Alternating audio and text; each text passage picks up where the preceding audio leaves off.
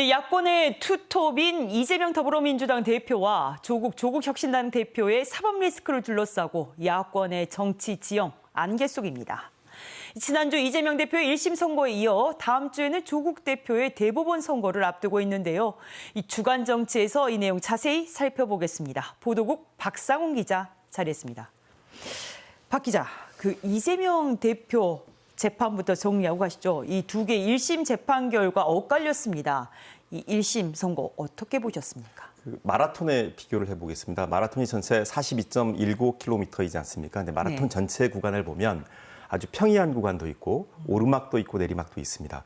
근데 이재명 대표 입장에서는 공직선거법 위반 재판의 경우에는 아마 비교적 평이한 구간으로 여겼을 겁니다. 근데 이 평이한 구간에서는 삐끗했고 그리고 위증교사 같은 경우는 다소 모든 법조계에서 상당수 전문가들이 좀 무거운 형이 내려질 것이라는 예상이 많았습니다. 하지만 결과적으로는 무죄가 나왔거든요. 그러니까 마라톤 마의 코스, 아주 언더 코스에서는 의외로 이 구간을 쉽게 넘었다. 하지만 중요한 것은 꼬린 지점을 사법 리스크를 벗어나는 지점으로 가정을 해본다고 한다면 꼬린 지점까지는 거리가 아직도 많이 남았다.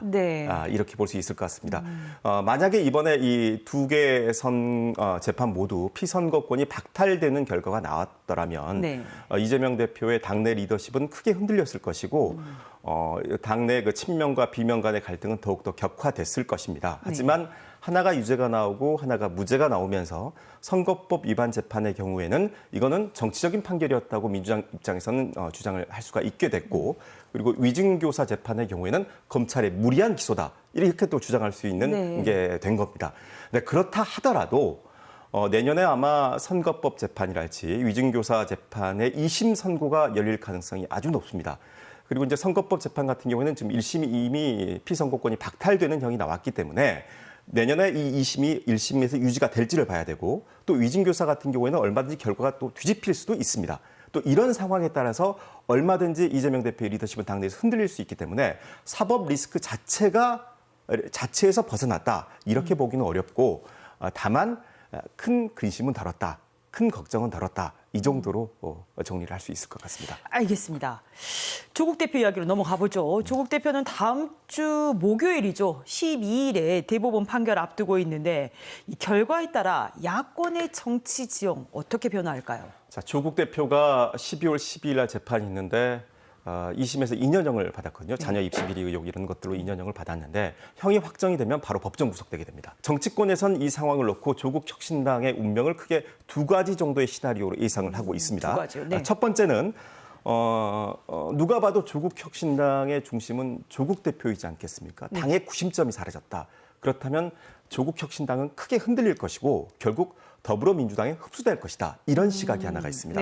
또 하나는 이건 이제 내년 민주당의 상황을 좀 봐야 되는데, 내년에 아마 내후년에 지방선거가 있지 않습니까? 지방선거를 앞두고 내년에 지방선거 공천권을 둘러싸고 민주당의 친명과 비명 간의 경쟁이 내용이 아주 심할 것이라는 예상이 있습니다. 근데 실제로 그렇게 갈 가능성이 상당히 큽니다. 그렇다면 내년에 지방선거 공천권을 둘러싸고 친명, 비명의 공방이 더욱 격화될 것인데, 친문과 비명계 입장에서 보면 친명과의 갈등이 극단해체할 때, 그러니까 친문이 들어갈 공간, 그러니까 예를 들어서 이 당에서는 도저히 있을 수가 없어. 원외 친문 인사랄지 비명 인사들이 어떤 공간이 필요해. 우리들이 들어갈 공간이 필요해. 이런 공간이 마련돼야 되는데 그 공간으로서 조국 혁신당이 자리를 차지하고 있다고 한다면 그 공간에 들어갈 수 있는 여지가 생기는 것이죠. 그러니까 조금 더 말씀을 드리면 조국 대표라는 인물이 만약에 구속이 되게 된다고 하면 현 정권의, 윤석열 정권의 탄압의 상징물이 되는 것입니다. 거기다가 조국 대표는 문재인 대통령의 민정수석이었고 문재인 대통령의 법무부 장관이었습니다. 친문의 상징성을 갖고 있는 아주 중요한 인물입니다. 그래서 친명에 대입이 되는 비명 세력의 경우에는 이 공간에 옮겨서 활동할 수 있는 반명의 근거지로서 분명하게 자리를 잡을 수 있게 된다는 것이죠. 그래서 그런 공간으로서 남아있다고 한다면 아마 조국혁신당 입장에서 보면 당대표가 구속이 되더라도 때를 기다리면서 아마 세력화를 하면서 공간을 마련하고 기다릴 수 있을 것이다. 또 이런 예상이 가능합니다. 그런데 박 기자 말씀 중에 쉽게 수긍이 안 가는 지점이 있습니다. 지금 현재 내년에 지방 공천권을 둘러싸고 친명과 비명 간 갈등이 격화될 것이다라고 말씀을 하셨어요. 그런데 현재 상황을 보면요. 비명의 공간이 보이질 않습니다. 이번에 민주당 그 이재명 대표 선거 앞두고 어마어마하게 의원들 울었지 않습니까? 이재명 대표 체계가 현재로서는 굉장히 확고한데 왜 두 세력 간의 갈등이 격화할 거라고 보시는지 궁금합니다. 자, 지난 총선 때 이른바 반명, 비명계의 공천 학살 잘 알고 계시지 않습니까? 네네. 이재명 대표 경기도지사 선거 때 뜨겁게 맞붙었던 전해철 의원 공천받지 못했고요. 임종석 전 비서실장 공천받지 못했습니다. 그리고 수많은 친문 비명 의원들이 공천에서 배제가 됐습니다. 이걸 눈으로 목격한 친문 의원들 같은 경우에는 지방선거 공천, 지방선거에서도 만약에 우리 쪽 사람들이 다 아웃될 수 있다 이런 위기감이 있습니다. 그런데 네. 여기서 저희가 살펴봐야 될 게 민주당 당원 당규를 살펴봐야 됩니다. 네. 민주당 당원 당규에 어떤 규정이 있냐면 2027년 3월이 대통령 선거입니다. 근데 네. 당권과 대권에 나가려고 하는 당대표는 1년 전에 당대표직을 그만둬야 한다는 규정이 있습니다. 네. 그 규정에 따르면 2026년 3월에 이재명 대표는 당대표를 그만둬야 됩니다. 지방선거는 2026년 6월에 있습니다. 2026년 3월 이전에 당대표를 그만두게 되면 지방선거 공천권을 강력하게 행사할 수 없게 됩니다. 자, 그렇다면 방금 그 민주당의 그 당원 당규 규정상에 당대표는 1년 전에 대권에 나가려면 그만둬야 한다는 규정인데 예외 규정이 있습니다. 네. 특별한 사정이 있을 때는 계속할 수 있다. 이 규정을 놓고 친명과 비명이 충돌할 수가 있습니다. 비명의 입장에서 봤을 때는 야 이거 봐라. 1년 전에는 당대표 물러나야 되는 거 아니냐. 이 규정 분명하게 있지 않느냐. 네. 그러면 이재명 대표 물러나야 된다. 이렇게 하면서 공천권에 조금 영향력을 행사하려고 할 것이고 친명 입장에서 봤을 때는 무슨 소리나 예외 규정이 분명히 있다. 특별한 사유가 있을 때는 당대표가 계속 할 수 있다. 이렇게 붙일 거란 말입니다. 그래서 내년에는 친명과 비명의 경쟁이 상당히 격화될 것이다.